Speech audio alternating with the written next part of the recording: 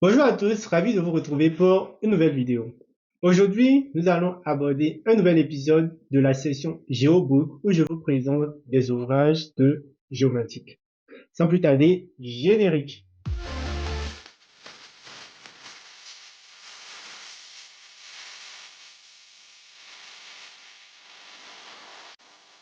L'ouvrage qui a l'honneur aujourd'hui, c'est PostgreSQL, Architecture et notions avancées, 5e édition. Cet ouvrage a été coécrit par Guillaume Lelage et Julien Roux. Ces deux auteurs travaillent chez Dalibo, qui est une entreprise d'expertise en base de données, notamment PostgreSQL. Pourquoi j'ai acheté ce livre et pourquoi je le recommande aux géomaticiens et surtout aux jeunes diplômés en géomatique? Moi, j'ai acheté cet ouvrage parce que j'avais besoin d'avoir des compétences plus poussées dans certaines notions précises sur les bases de données, et notamment PostgreSQL. Pour les nouveaux diplômés, cet ouvrage sera utile pour vous pour plusieurs raisons.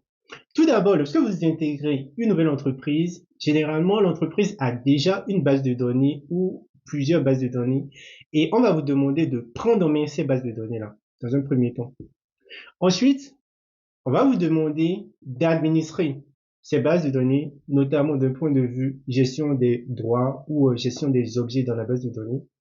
Et aussi, on peut vous demander d'optimiser ces bases de données-là. Donc, il serait pertinent pour vous d'avoir en amont des connaissances sur les différents composants d'une base de données et d'aller encore plus en détail sur les éléments très techniques pour optimiser ces différentes bases de données. L'ouvrage que je vous présente aujourd'hui est vraiment très intéressant avec une flopée de notions qui sont abordées. Ici, je vais faire un focus sur 5 choses que j'ai particulièrement aimées dans cet ouvrage-là et que vous allez découvrir avec moi. L'architecture générale d'une base de données Postgre. Ici, les différents auteurs font une analyse très détaillée de chaque élément d'une base de données sur Postgre. Donc, dans ce chapitre, vous allez voir comment fonctionne une base de données, quelles sont les différentes composantes d'une base de données PostgreSQL, quels sont les différents types de fichiers enregistrés et quelles sont leurs utilités, comment les données sont stockées physiquement sur un ordinateur. En allant plus en détail, vous allez découvrir des notions comme une instance de BDD PostgreSQL, les sous-systèmes, les mémoires dynamiques, les slots, les journaux de transactions, les fichiers HIP et TOS par exemple. La réplication. Je dirais que la réplication mériterait à elle seule d'avoir une vidéo dédiée tellement c'est un concept très important pour l'optimisation des bases de données. La réplication est un processus de copie et de synchronisation de plusieurs données d'une base de données principale vers une ou plusieurs bases de données secondaires. Je dirais que c'est une sorte de miroir de base de données avec 3 avantages principaux. Le premier, c'est l'amélioration des performances parce qu'on pourra rediriger certains utilisateurs vers une instance de base de données qui sera une sorte de copie. La deuxième, c'est une haute disponibilité parce que avoir une réplication permet de scinder, par exemple, les utilisateurs qui doivent avoir accès en lecture, des utilisateurs qui doivent avoir accès en écriture, ou bien même des utilisateurs qui doivent avoir accès à la base de données, mais via des applications tierces. Et la troisième chose, c'est une meilleure sécurisation des données parce qu'on contrôle de manière quasi indépendante ceux qui accèdent aux données. Dans le chapitre sur la réplication, les auteurs vont directement sur l'explication de terminologie spécifique au principe de la réplication. Par exemple, la réplication logique, la réplication physique, la réplication synchrone ou asynchrone, le log shipping, le streaming réplication, etc. Ce que j'aime particulièrement, c'est la schématisation que les auteurs font pour mieux expliquer certains principes de la réplication. Dans ce chapitre, vous allez vraiment apprendre à optimiser les requêtes SQL que vous écrivez dans votre base de données. Vous verrez qu'une requête à l'apparence banale comme un simple select fait en réalité appel à plusieurs procédures sous-jacentes qui sont intégrées dans PostgreSQL. Le chapitre commence directement par une introduction au fonctionnement du planificateur de requêtes qui ne fonctionne que sur les requêtes de type DML, c'est-à-dire select, update, insert et delete. Ensuite, On découvre les contours d'un plan d'exécution, c'est-à-dire les différentes étapes de l'exécution d'une requête SQL lorsque on la lance. Puis les auteurs évoquent les trois algorithmes de jointure sur PostgreSQL: Nested Loop, Merge Join et Hash Join, en expliquant pour chacun d'eux le fonctionnement, les avantages et les limites. Dans ce chapitre, j'ai appris une notion très importante qui est celle du coût d'une requête SQL. Ici, quand on parle de coût, on fait référence à une mesure estimative de tout ce que l'ordinateur prend en compte pour réaliser sa requête SQL.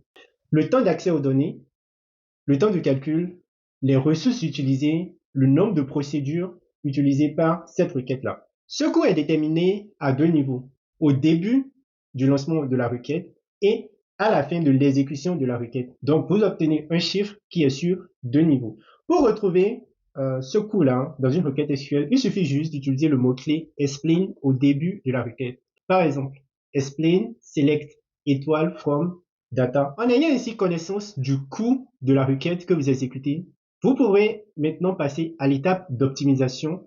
Et c'est vraiment très intéressant parce qu'ils ont offert dans le chapitre sur le planificateur de requêtes des astuces pour optimiser les requêtes SQL, notamment sur le choix des jointures à effectuer ou sur l'optimisation, par exemple, de l'organisation de certaines tables ou sur la création d'index. Commençons par la sécurisation des données. Le chapitre commence par une phrase très intéressante.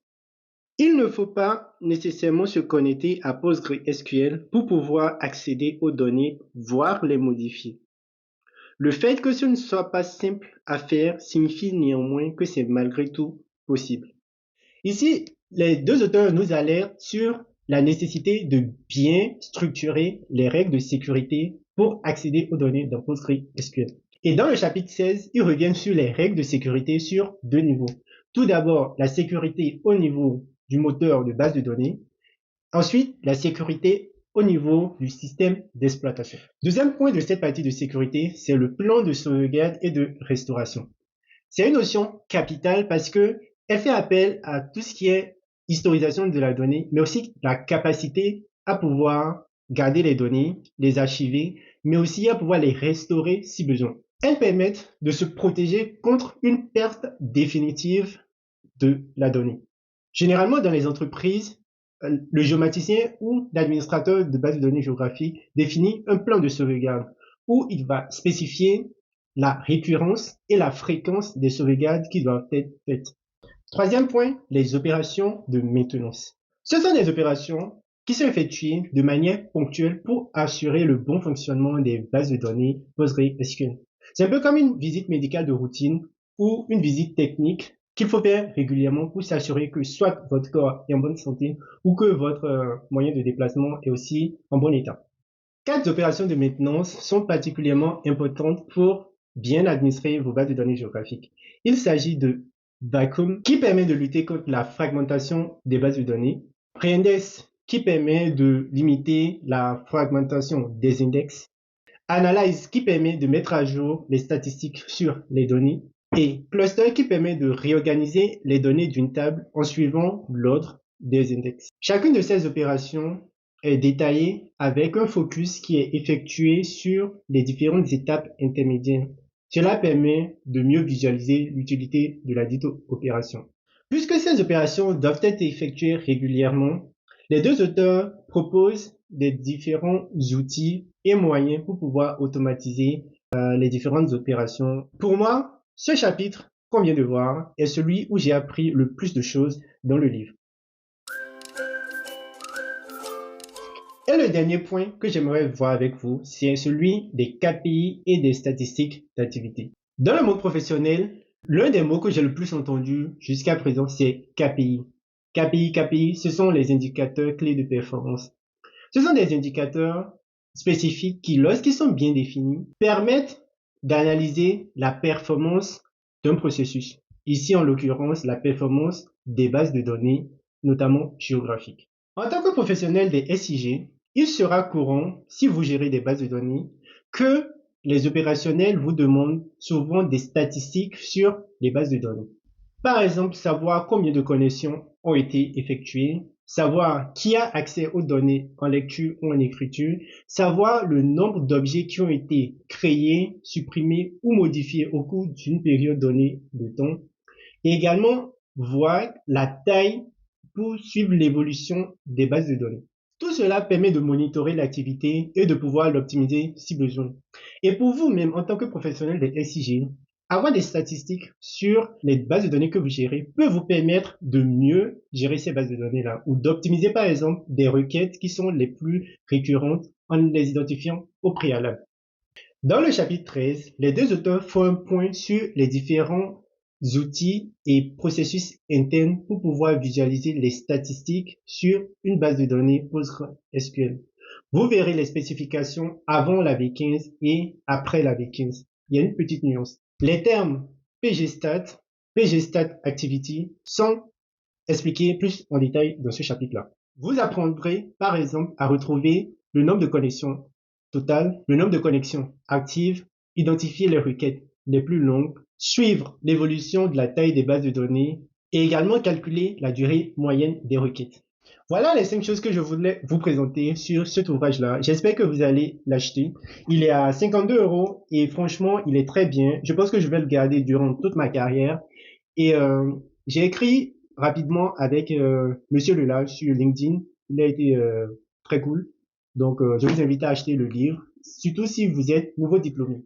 Dans les prochaines vidéos, je vais faire l'effort de faire des tutoriels sur le logiciel FME, qui est un logiciel très utile dans le monde du SIG. C'est un ETL qui permet vraiment de bien travailler la donnée géographique. Donc, restez câblés et n'hésitez pas à vous abonner à la chaîne et à partager cette vidéo si elle vous a plu. Merci et à la prochaine.